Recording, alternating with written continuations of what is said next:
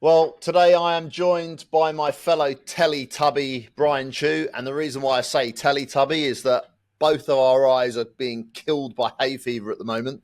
So we are mega puff, as my daughter would say. How you doing, Brian?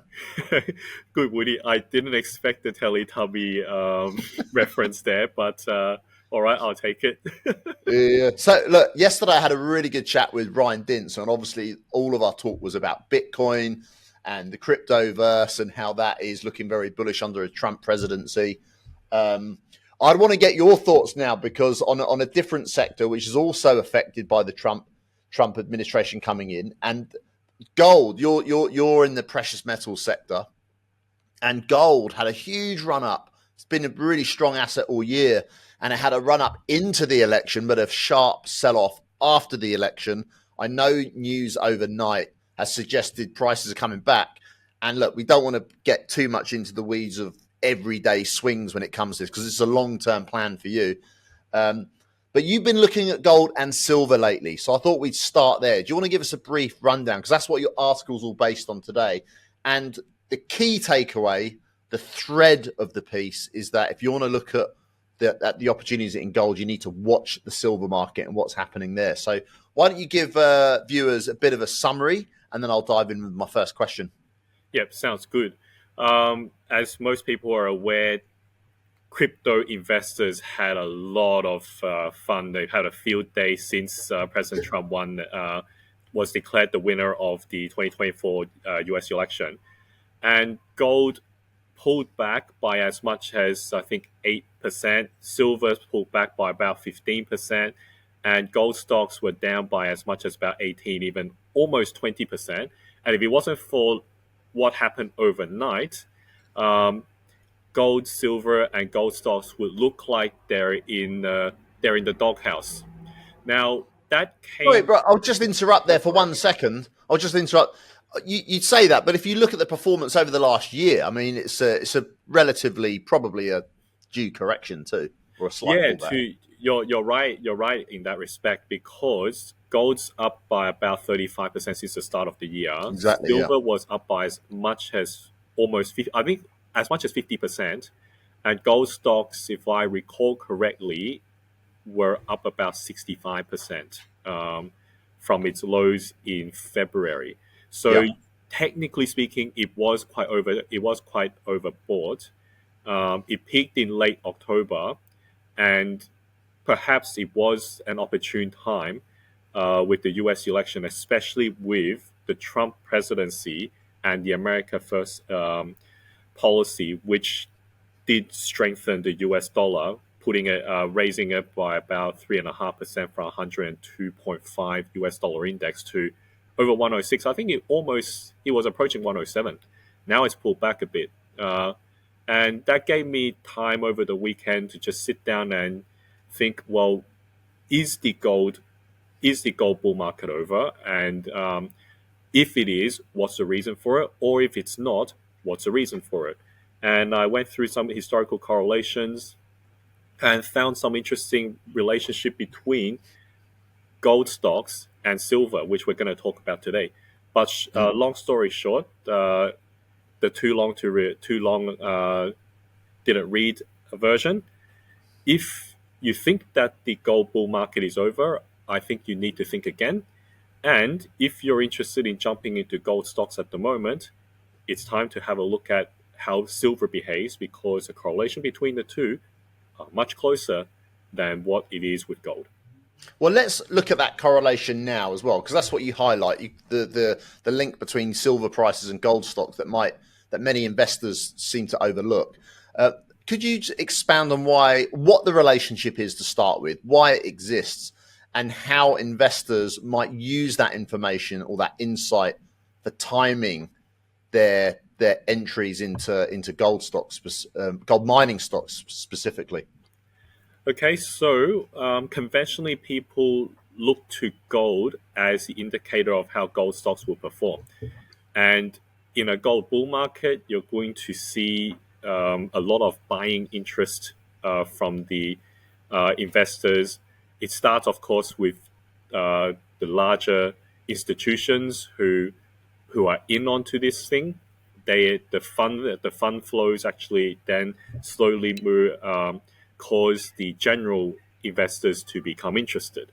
So that's the conventional view. Gold going up leads to more buying for gold stocks. And in certain bull markets, the larger gold stocks may lead gold, and then in certain cases, it's the other way around. But what's if you look more closely at it, it's more than that. Especially what we've seen in the last 10 years with gold actually rising more steadily, whereas gold stocks have had a roller coaster ride. And a roller coaster ride in that we've seen the bull market from 2015 to 2016, another bull market in 2019 to 2020, and then this recent bull market which started about 2 years ago. But in these three bull markets, the peak, the highest, at the highest point for gold stocks, that doesn't compare to what's happened with gold. Gold's made record highs from 2019, 2020, and then even though we had a bear market for gold in 2022, since the beginning of this year, gold's broken all-time highs. But gold stocks and silver, on the other hand, they've only started to break the all-time record high set in 2020 last month. Now, why is that happening? It's because gold, on one hand, is where it's a barometer of the economy.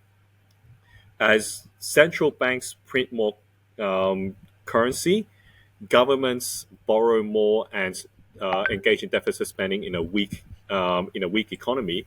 Silver and gold stocks, on the other hand, silver is more an industrial metal for more often than not, and gold mining companies, their businesses and their pricing relates to how much profit they're generating. And in the last 2 years, we've seen the oil price go up to as much as almost 120 US dollars a barrel, and that cut deeply into the margins of gold producers. It's only in the last year and a half that the price of oil come back down below $100, and the sweet spot is about $65 to $80 a barrel, where these gold producers are generating on average 40-50% operating margins, as opposed to 25 to 35 in the last 2.5-3 years, that resulted in these gold mining companies trading at a deeper discount to gold. Now, and then what's the story with silver in this case? Now, silver is a more speculative monetary metal. Why do I say that? Normally, it behaves like an industrial metal. And when gold extends significantly in a bull market, and the general investors and even the institutions are saying gold looks overbought, silver does a massive catch-up. And in a short time span, maybe in the space of 3 to 6 months, silver can suddenly spike 30 to 50% in one go. And then it might give back some of that gains when the gold bull market ends. So that's why when you look at the behavior of gold mining companies and silver, they seem to behave more closely together because they represent how the economy is performing from an industrial basis rather than from a monetary basis. I see.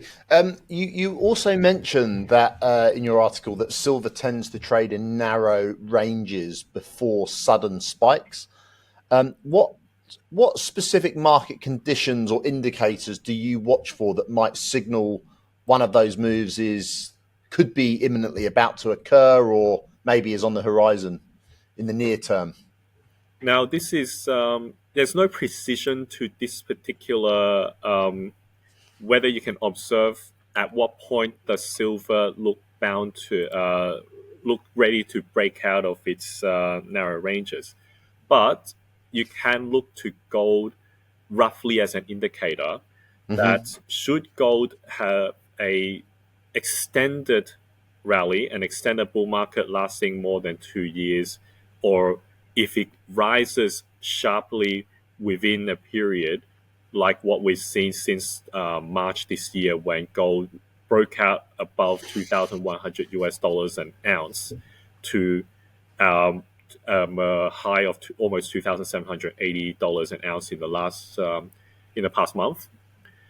Silver started breaking out in March. No, sorry, in May. It broke out its 12-year um, range above 30 US dollars an ounce. It didn't hold that for long. It came back down in June when the markets, when precious metals actually eased off its bull market as the Federal Reserve again said that they may delay cutting interest rates, and there were a few false breakouts. Eventually, it happened after the first rate cut in mid-September, and silver broke above $30 and went up to as high as $34 last month. So I think it's more a case of looking at the long-term resistance levels for silver before you can tell that this is happening. But gold usually leads it. When gold looks overstretched, silver comes into play. Brian, so you mentioned the how the election result affected the markets. The US dollar strengthened on the back of a Trump victory, but the post-Trump sell-off in the precious metals sector has created what you see, and you said at the beginning, some oversold conditions for precious metals. For private investors looking to take advantage of this, how would you suggest that they structure their portfolio allocation between the physical metals, ETFs, and mining stocks? Okay, so this is just general comment. Of course, yeah. Because once it's important um, to keep in mind that everyone has a different risk tolerance and different circumstances. But I can speak for myself. Precious metal, bullion, bullion coins and bars. I keep about say 10-15% of my wealth in that, stored in a safe location in a vault outside of my home, as in a storage Just to be facility. clear. Yep, that's right. Yeah. And then there's I hold some precious metals ETFs, as in Perfect Gold, Global X Physical Silver, and Platinum.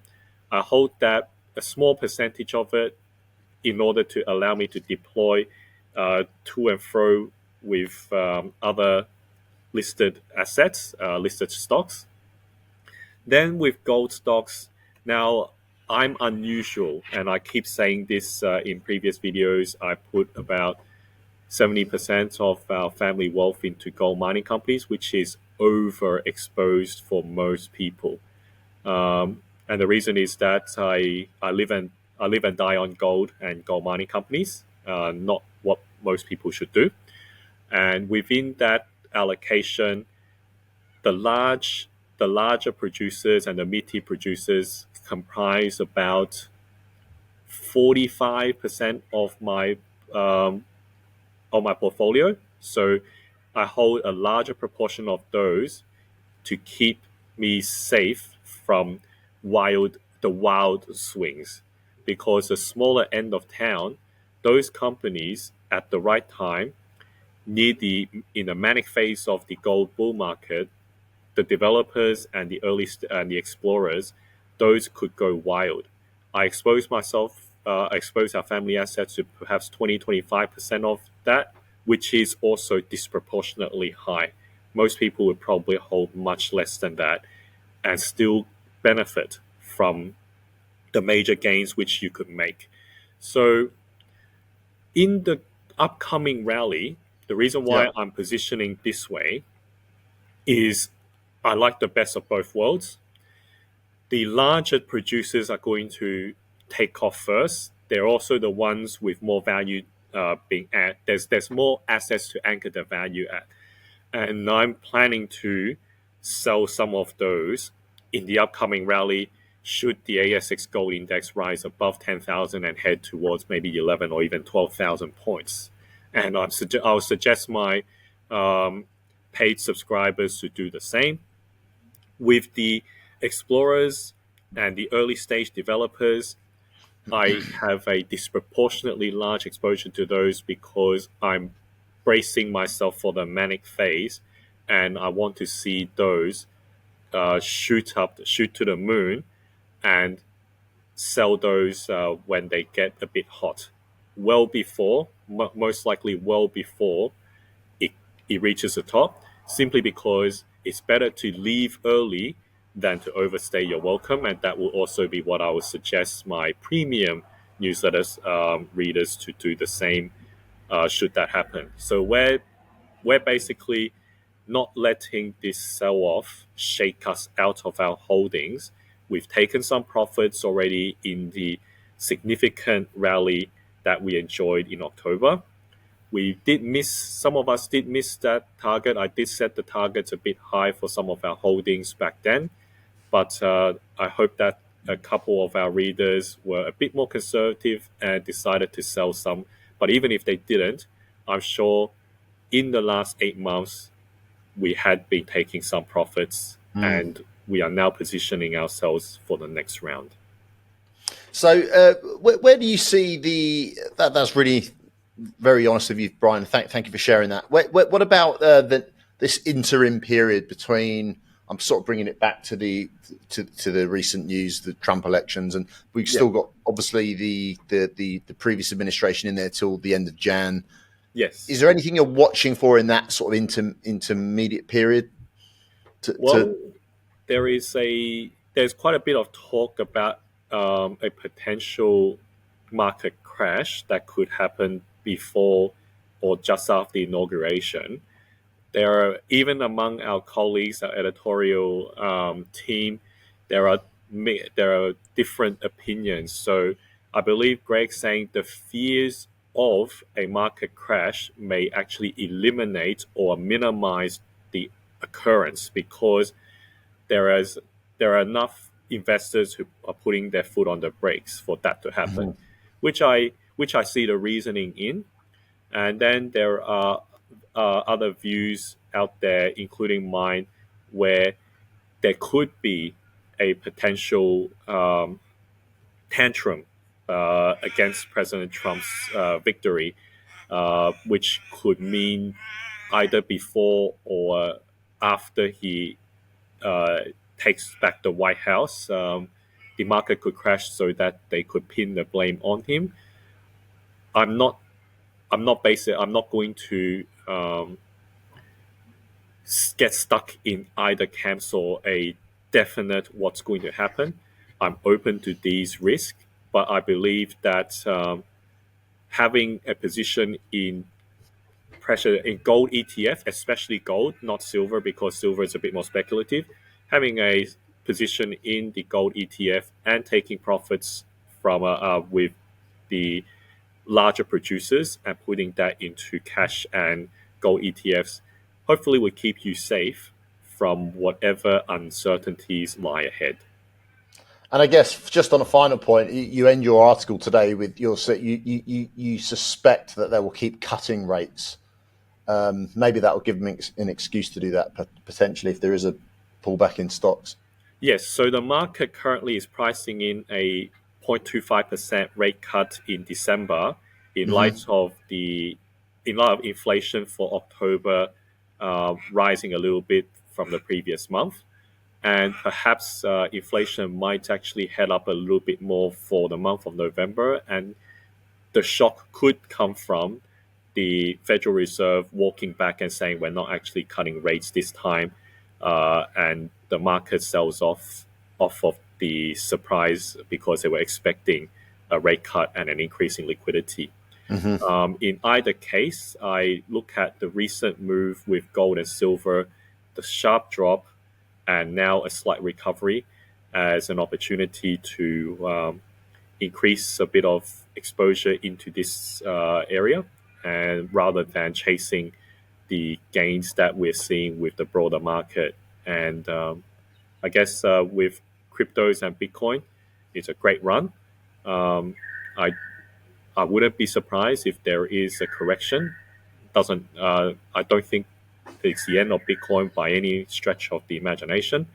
But like watching what happened with gold, silver, and gold stocks being overstretched, having a correction and building a base is always a healthy way of sustaining a bull market ahead. Good stuff. We'll leave it there, Brian. Thank you for your time. Thank you. Really interesting talking to you as always, and we'll catch up very soon. Check out Brian's original article. The link's below. You can go straight to it. And there's also a free resource, a how to buy and sell gold properly in Australia that we're making available to all readers. So do check out that as well. Cheers. Until next time. Thank you, and God bless. Thanks for tuning in to FatTel Daily. If you're ready to take a new approach to building wealth, avoiding the same old mainstream ideas and investigating new market trends, then make sure to hit the subscribe button and turn on post notifications so you don't miss a single video. And as a thank you, we've got a free report just for you. It is packed with actionable insights that show you how to capitalize on an alternative investment idea that you'll unlikely find anywhere else. You can download it right now by clicking on the link in the description below.